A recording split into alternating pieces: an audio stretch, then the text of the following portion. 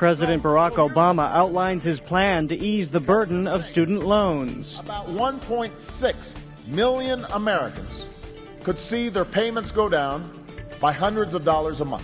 Local college students weigh in about the weight they're under. Plus, Shakespeare and Company's Tina Packer takes on the Women of Will. And Our Body, Ourselves turns 40, now on Greater Boston.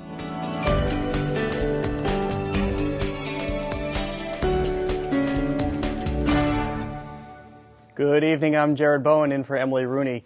Cash-strapped college graduates might soon have some extra money in the bank, thanks to an announcement made by President Barack Obama today. Greater Boston's Jaclyn Cashman breaks down the president's latest plan to jumpstart the economy.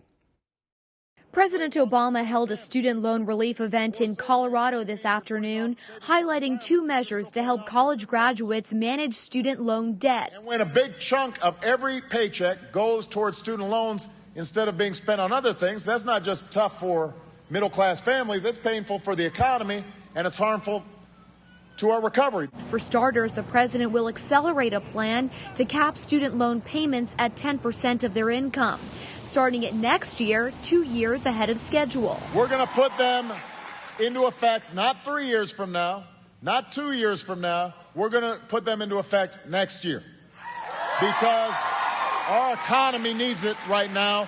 The second initiative is designed to encourage graduates with two or more kinds of federal loans to consolidate them. We're going to make it easier for you to have one payment a month at a better interest rate. American Student Assistance is a nonprofit organization that guides students through the murky waters of college debt. Mike Ryan of ASA says this is not an overhaul of student loans, but a tweak to the system. It's a modification as opposed to a brand new program.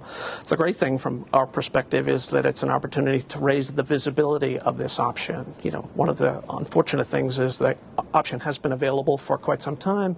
Many borrowers are simply not aware of that. This program could benefit some 1.6 million borrowers and decrease their monthly payments by a couple $100s. Area college students burdened by debt say this is music to their ears. I will have money in my pocket. I could always, find an apartment, make life after, my undergraduate experience a little easier for me. But other college students prefer to focus on the course load and not what the postgraduate balance sheet will look like. I'm sure I'll be worried about it, but I'm not dying of fright about it. Student loan debt has been a major protest platform in the Occupy Wall Street movement. However, most of the college graduates demonstrating won't benefit from Obama's plan because it only helps borrowers taking out loans next year.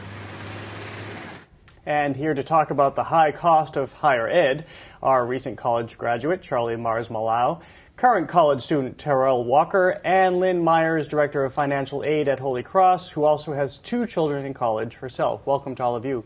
Charlie, coming out of school, the average college debt right now, student loan debt, is about $24,000 for a public institution. It's around $28,000, I think, for private. But you have a $70,000 debt at this point, and you're unable to find a job. You're an English major. You were an English major. So how are you going to manage this debt load going forward? Well, I have $70,000, and $50,000 of that is in private loans, but at a good interest rate.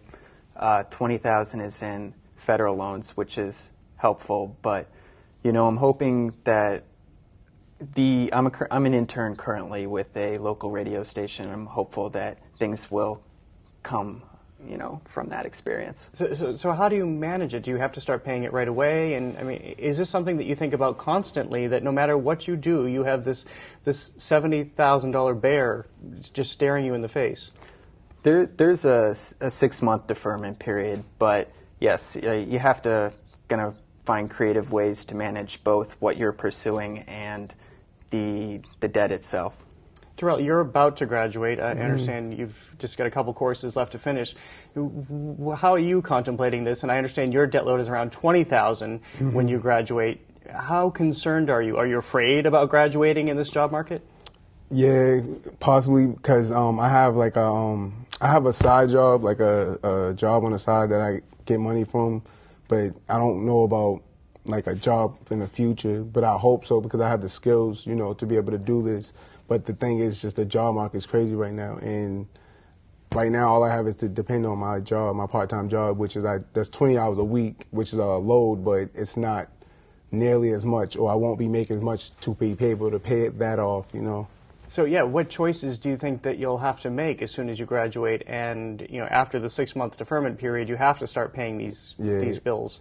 Probably better budgeting, and also be looking for like a job on the side and things like that, because right now I've been looking for another part-time job in inclusion to this one I have now, because I at least want to get some money, some extra cash flow coming in so that I have money saved up ready so that I can be able to spend wisely, because I will have also bills outside of my school loans that I got to pay as well.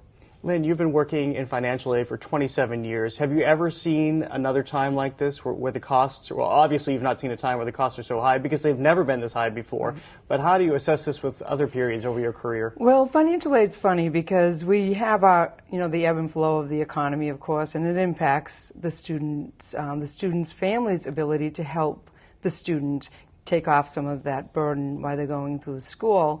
So, we've gone through many times in the economy when money was tight, unemployment high, and it all seems to work out. This is what we tend, higher education is an investment in the student's future, and the degree that the student has to borrow to make that investment is really where the conversation should be. There are a lot of safeguards in the programs, particularly the federal programs. I think Charlie mentions the private debt of the $50,000. That's where we like to caution the student and not go into that arena. Or if you're in that arena, be cautious about how much you can assume. But if you're borrowing under the federal loan programs, usually to the tune in the low $20,000, typically it makes sense, and the repayment options give you the flexibility to fit that in. But given the debt load at this point, and given how high the jobless rate is, which is also the highest that it's been since these sorts of records were kept, are you really still fundamentally optimistic for your students, for your own kids? Yes, I am. I am very much.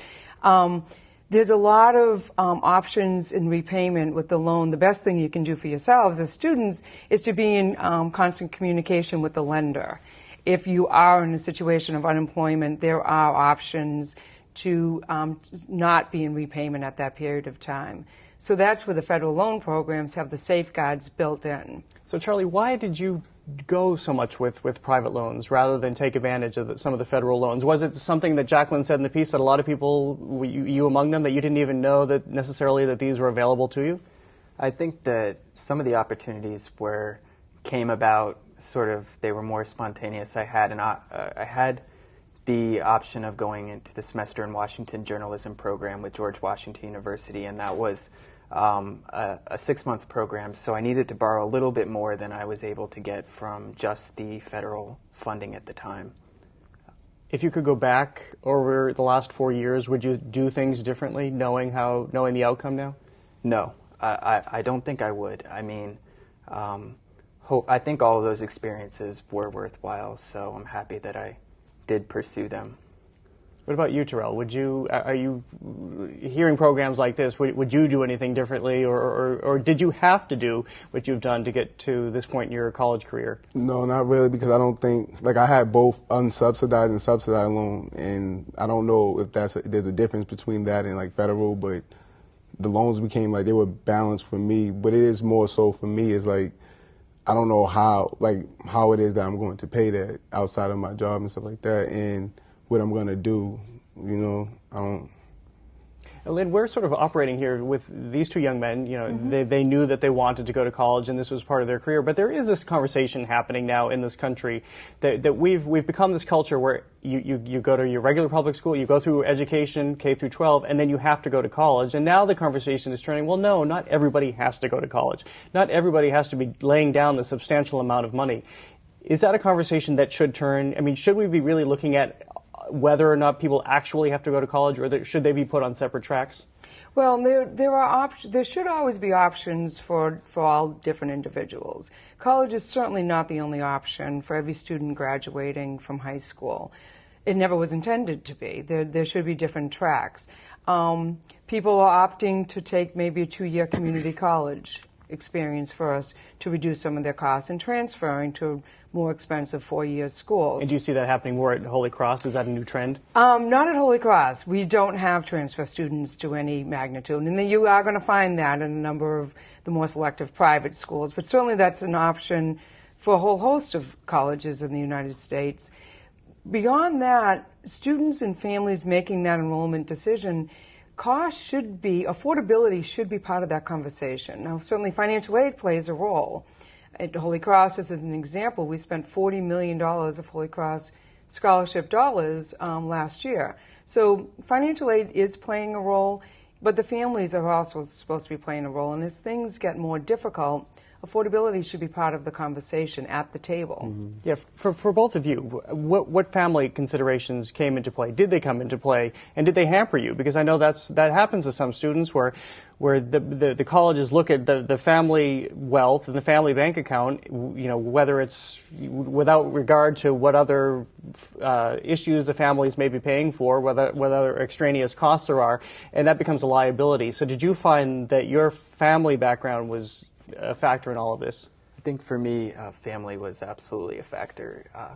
My mom, she works really hard for the money she does have, and, I'm able to use her in the past as a co-signer, but you're opening up in that respect, if you can't find employment afterwards, to some vulnerability, and I think that's definitely a consideration that you have to keep in mind. Yeah, I really didn't have, my family was there for me, to support me, but financially they knew they couldn't be able to give me the money. So that's why when choosing the institution I wanted, I had to make sure it was something low cost or something within my range that I felt I could pay within the time frame, so because I didn't have that support financially from the family, but which is okay, because I knew coming out of high school that it was going to be that. So that's why I always had my job, to depend on that, and also a low cost institution. I made sure to look for that, but I really didn't want to do any 2-year colleges and transfer, because I heard a lot of the credits wouldn't transfer sometimes, or they would, but then it depends what school you go to. Becomes cumbersome. Yeah. Lynn, at the end of the day, this does seem a little bit more like a public service campaign or something, because this isn't wholesale change to policy, it's minor tweaks. But what do you think there will be an impact, any sort of fallout from what the president did today in terms of changing some price points or interest points rather, and accelerating this program? Well, it is a step forward. I think it's a recognition that we have our youth borrowing for into their future. And sometimes, in some ways, beyond what's reasonable. So we have a reasonableness that we cross over.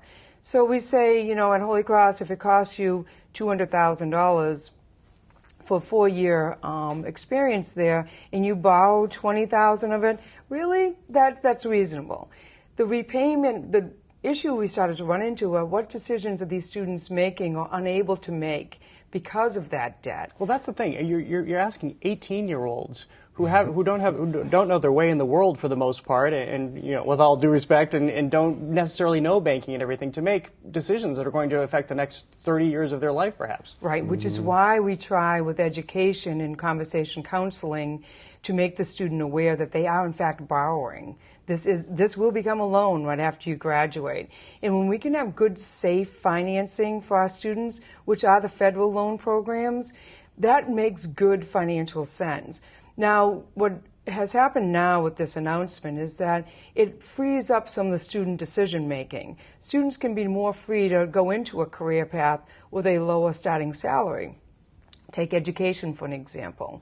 That a student now, because they can cap the repayment at 10% of their income and only have to repay those loans for 15 years actually, then that gives them a better opportunity to say, yes, I will pursue a career in education. My loan debt will not prevent me from being able to do that.